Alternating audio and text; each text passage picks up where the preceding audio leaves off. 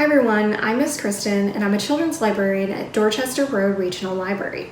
Thank you so much for joining me today. This week is International Games Week. If you've never celebrated International Games Week at the library before, it is a week in November where libraries engage with their community and show them the educational, recreational, and social value of gaming. If you've ever been to Dorchester during International Games Week, we usually try to do some programming, maybe a family game night or a puzzle just left out. But right now, unfortunately, we can't do in-person programming, so we are sharing these videos with you. Every day this week to celebrate International Games Week, myself and other Dorchester staff members will be talking about different games, different game types, games we're suggesting that you give a try. We'll also be providing information like the right age range for the games, how many players they have, and what playing the game is like. So you can get some more information before you decide whether or not you want to try to purchase or find a copy of any of those. So International Games Week is a library event, and it's a great way to show that games have a lot of value, not just in entertainment. Gaming can teach some really important skills. It's a great way to practice reading.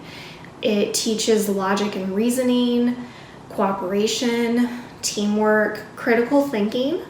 You get to practice your creativity and communication skills as well. So all around, games are a great way to learn and play, especially with friends and family. This week we're going to be showing you all different kinds of games you can check out. I hope you find some that you're interested in. These are all just ideas. You can always go out and find some different types of games, but hopefully these will at least give you some ideas for the type of stuff that's out there. There are a lot of great free resources to find out more about games. A lot of the areas around here have local gaming stores where often they'll have gaming nights, which for the most part, a lot of them are virtual because of what's going on. But those are great ways to learn more about games, maybe even try them out before you purchase them. There's also a great website called Board Game Geek where you can find out more about each game, read some user reviews. There are also a lot of YouTube channels out there if you take a look where you can watch people playing through a game, which can be helpful even after you've purchased a game because it can really teach you how to play the game all the way through without just reading the instructions. So there's plenty of free information out there on games beyond just these videos, but I hope we inspire you to spend some time with friends and family and play some new games. Happy International Games Week. I hope you enjoy this video, and I hope I see you in Dorchester soon.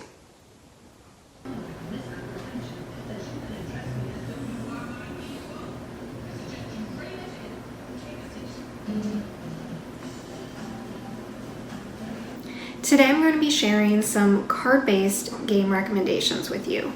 The first game I'm recommending is called Boss Monster.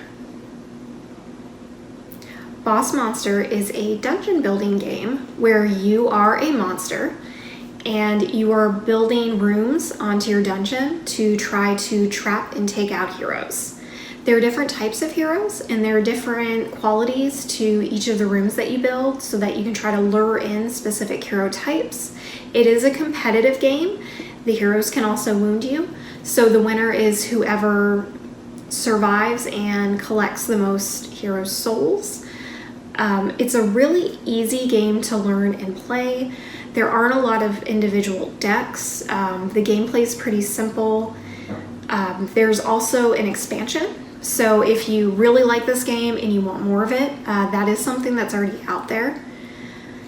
And it's just really fun and easy. You're not going to have to read through the rules for 20 minutes to understand how to play the game, which is really great. So if you're looking for something you can just pick up right away, it's a pretty simple, fun game.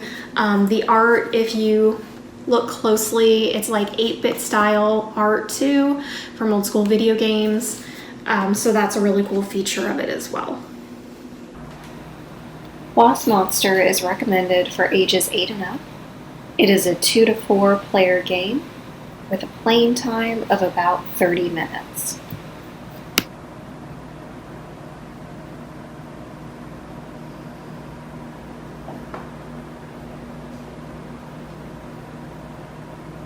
next game I'm going to share with you is called Exploding Kittens, and it is about exactly what it sounds like. Exploding Kittens is a game where you have a bunch of different cat cards, and unfortunately some of those cats explode. There are diffuse cards within the deck, and if you happen to have one, you can save yourself, but if not, your turn is over and you're out of the game. It's a very quick game for that reason. It's not going to take you long to play through a round.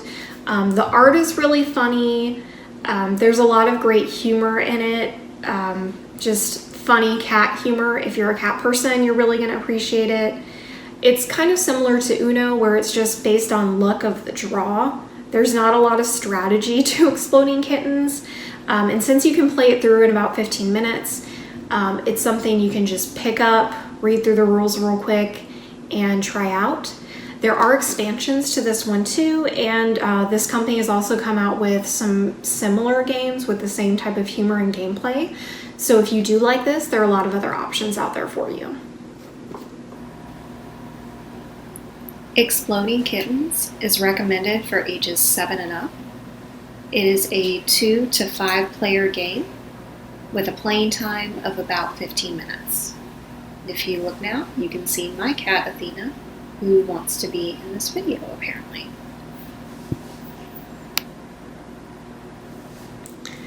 The next game I'm going to be showing you is called Chronology. This is a game that's been around for a while. My copy is the 20th anniversary edition. This one's also super simple. It is all about building a historical timeline. So everyone starts out with some cards that have events in history from them, and you start to build your timeline deck. And with each turn, you get a new card, you hear a description of an event, and you have to figure out where in your timeline it goes. So it's definitely fun for history buffs, even if you're not one.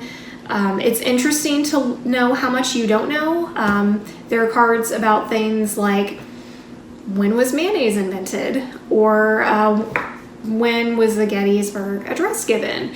And you're much more likely to know the Gettysburg Address date than when mayonnaise existed. But it's really fun. It's super simple. There's a single deck. The rules are really straightforward. It's recommended for 12 and up, maybe because of interest level, but there's certainly nothing in here that a younger kid couldn't play content-wise. But Chronology is another quick pick up and play, not a lot of learning curve involved, and it's a really fun game.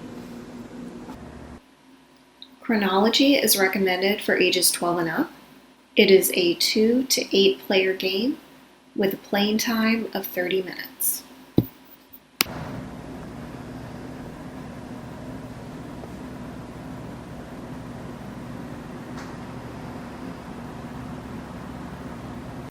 The next game I'm going to introduce you to is called, my copy is called Monty Python Flux, but the Flux games are a whole series. There are plenty of other themes. There's sci-fi Flux, there's chemistry Flux, there's fairy tale Flux. The gameplay is the same. They're just different themes for different interests. We really like Monty Python in my family, so this is the one that I have, but there are plenty of other options out there.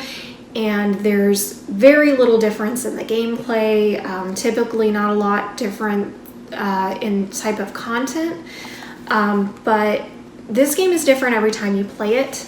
There are rule cards, the rules change constantly throughout the game, so it's never the same game twice.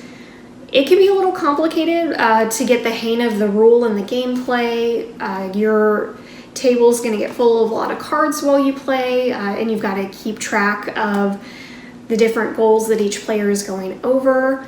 But it's fun because it's never the same.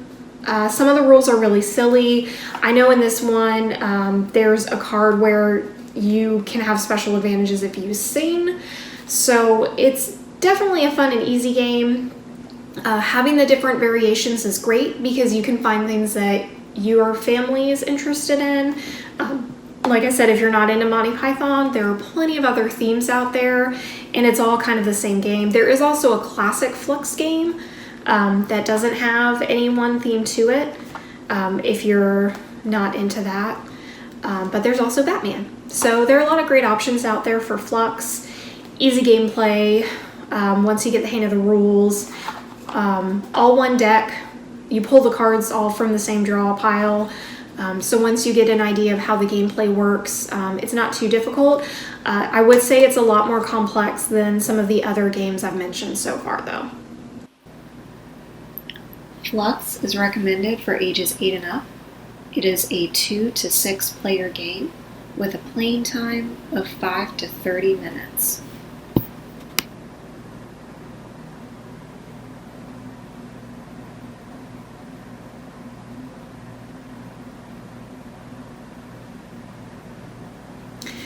The next game I'm going to be introducing you to is called Pundome.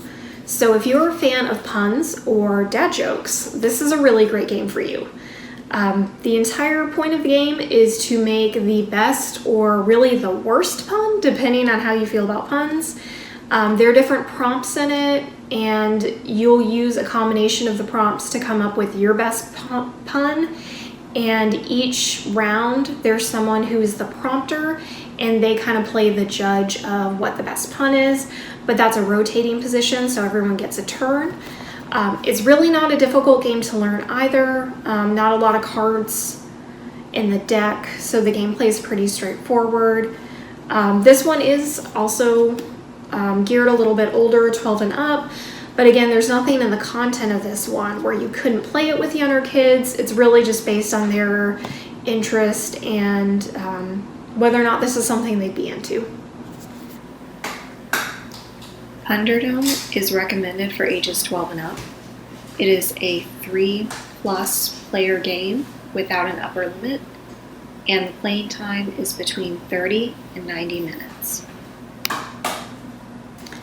The next game I have for you is called Super Fight. It's very similar in mechanics to Apples to Apples, so if you've played Apples to Apples before, you don't even really need to read the rules to play this one. You kind of have it down. Definitely read the rules anyways because it never hurts.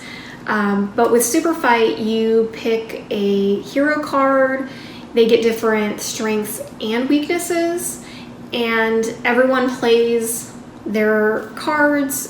Each round you put down your hero card and one characteristic card, and then you add a random characteristic card from the draw pile, and you all make your argument for why your hero would win in a fight. What's really great about Super Fight is it's simple to play. Apples to Apples is a really popular game that a lot of people have played, so you go into it really already knowing the rules, which helps. And Super Fight also has a ton of expansions. So I have the orange box. They're all color-coded, so you're going to have to read closely to figure out what the themes are for them, unfortunately. But this one is full of a bunch of geeky cards. So it's got video games, television, movies, comic books, things like that. Memes are in here too. So you can add on to your deck. You can either play straight from the expansion box if you want, or you can mix your deck. It's up to you. But with all the different expansions out there, this game is never going to get old. There will always be ways to update your deck. You can trade out the expansion packs, maybe play orange for a while, try a different color, go back to the original. But it's really great because it stays fresh that way. The expansion packs aren't very big, and they're not very expensive either. And since there are different themes, you can kind of get cards related more to your own interests, which is great. Super Fight is recommended for ages 5 and up. It is a 3 to 10 player game with a playing time of 30 minutes.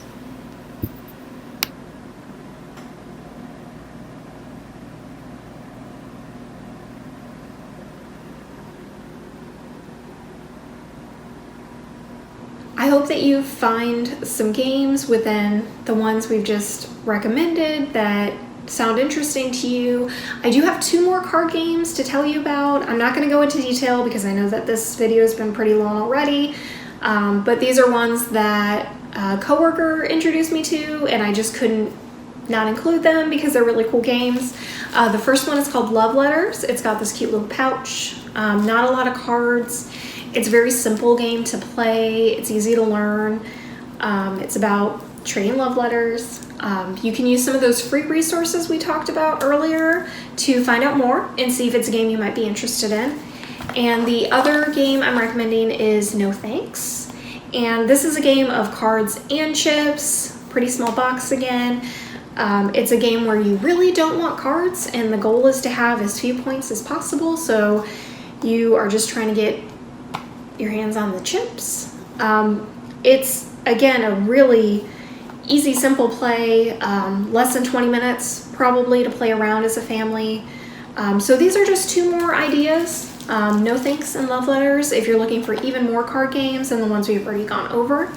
I hope you find something new that you may want to play with your family, or at the very least that this inspires you to start up a family game night and pull out some games you already have, or go find some of your old favorites. Thank you again for joining me today, and I hope that you have a great International Games Week. Bye.